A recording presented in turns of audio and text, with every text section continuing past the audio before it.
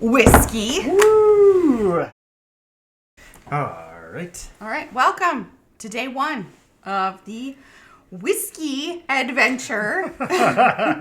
Where is day one from? According to our little booklet that came in our packet here, we will be drinking a single malt scotch From from Speyside. Speyside. Do you know what a single malt scotch is? I know what Speyside tastes like. That wasn't the question that I asked you. Do I know what a single malt... I would assume that a single malt is one distilled with one type of grain. Yes. Let me read the description in here because I want to tell you the information that they're telling us. I just want to say, this is a wee Glencairn. This is the glasses that came with it. And then this is a regular Glencairn. That's a regular Glencairn. So it's like halfway we got one of each size here. Yeah. Nice. We also have water because I recommend, and a lot of people recommend, that you taste it neat. And if it's a little too hot for you, add a couple drops of water and then taste how it changes. Okay. Single malt whiskey, according to the Costco types of whiskey, comes from a single distillery and is made from a mash that is used in one particular malted grain. A single malt whiskey will usually contain whiskey from different casks and potential years, establishing the distiller to achieve a taste that's recognizable and a typical taste of the distillery. That's very confusing.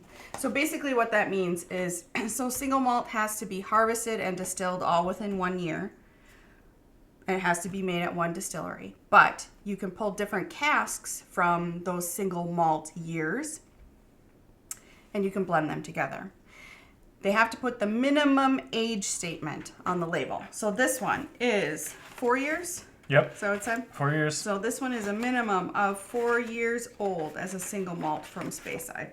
Shall we taste it? Yes. You want me to pour you first? You can pour yourself or whatever. It doesn't No, matter. I'll just give you some. How's that look? Perfect. Excellent. This one says it's from the Glentrousers distillery. So it's actually listed.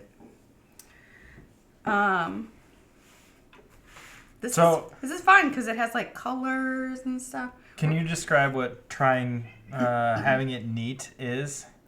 Having it neat is without ice or water, and it's just by itself at room temperature in a glass. When we went to Spain, we wanted to get a drink neat, and there was a little bit of a language barrier, and that confused people. And we got to try some brandy neat in Spain, and it was a good time. Okay, so when you drink whiskey, you don't want to swirl it like wine. You just want to give it like one good swirl to let the vapors go up. And then you definitely put your nose directly in the glass to smell it.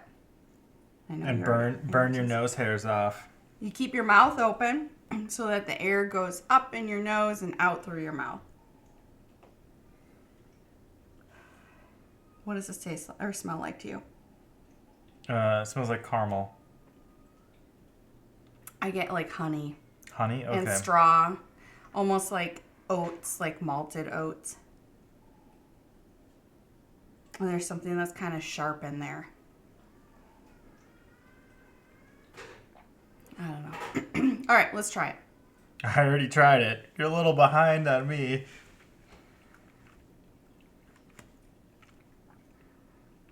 I like this.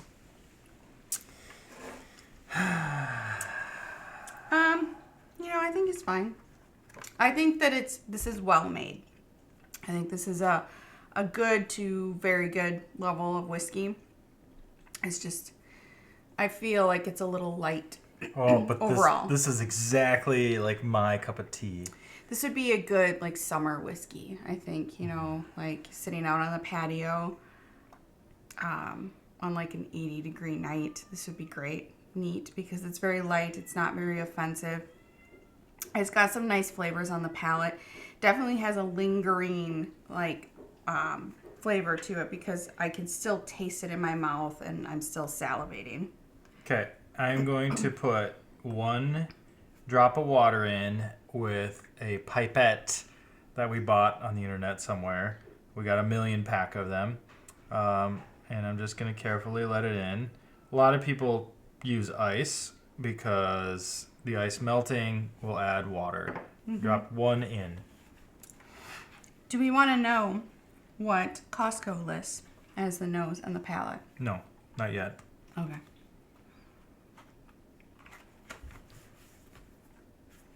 You want to have water? No, I don't. Okay. Thank you. All right. I'm going to be that person. Honestly, I know that it tastes different, but I wouldn't say it's displeasing. No. I feel like it brings out the oily characteristics when I add water. Oh, it does. That's interesting. Maybe I should try a little bit of water to it. I definitely get a lot of like what people call like baking spices on it. So something that would taste kind of like a spice cake or like it has like cloves or cinnamons and nutmeg in it or something like that.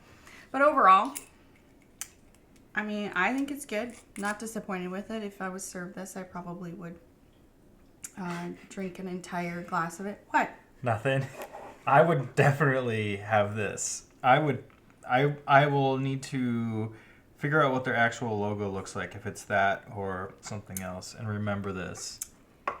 This whole adventure is going to be a ton of fun. Yeah. And there are going to be things that I don't like that you will love. Yep. Oh, I forgot to say. This whiskey is made from this area right here. This is Campbelltown on the map. I kind of wanted to point it out every time we went from day to day so that people started getting used to what Scotland looks like. Yeah, I can't say it looks like a hand. No, but I mean... Kinda does. Okay. Okay, so tasting notes. It says, on the nose, lemongrass and fresh orange with an oily barley. Ooh, oil. But that's on the nose. Oh, how is... That's probably what that harsh thing was that I couldn't quite place was lemongrass. I don't know if I would say orange exactly. Yeah, I didn't really get orange. It was more of like a creamy, like vanilla-y caramel flavor, whatever you said. I get caramel. On the palate, cherry bakewell, which I don't know what that is. Is that baking spice? Maybe. Spicy cassia. Also don't know what that is. Brown sugar. Check that box. I know what that is. Buttered crumpets. Wow. What world are we living in here? I don't know any of these things. And we talk about weird things. We're in Scotland. Talk about a lot of weird things. And then it said finish. What do you get on the finish? Because I can still taste it. I mean, it's not like a heavily peated thing that burns on the finish. No, it's not. No, like, what do you have a flavor that you think it tastes like? No. No. Okay. It says salted caramel and sponge cake. Okay. Which I can totally see. I still get that, like I said, it was kind of like a cake type flavor. Ooh, smell your glass now. My glass okay, yours isn't empty. Smell my glass. It smells so good. I still get that harshness on the nose. It's not an alcohol harshness. No, though. it's definitely a product of the distillation process. I mean, it's not going to make me stop drinking it, and it's not going to prevent me from drinking it, but it's definitely like a harsh note on your nose compared to some of the other things that are much smoother. Okay. So definitely not a mixer. I like this plain by itself. So I want to know what our people, our audience gets as far as tasting notes. So as we go through all of these, if you get something completely different, if you have a really great description of something for the palate or on the nose, write it in the comments below, because I'm curious to see how people's palate differs from ours and what's written here. Yeah. Because everything, tasting is super subjective, so the only wrong answer is carrots. Yeah, don't answer carrots. Yeah. All right, see you tomorrow.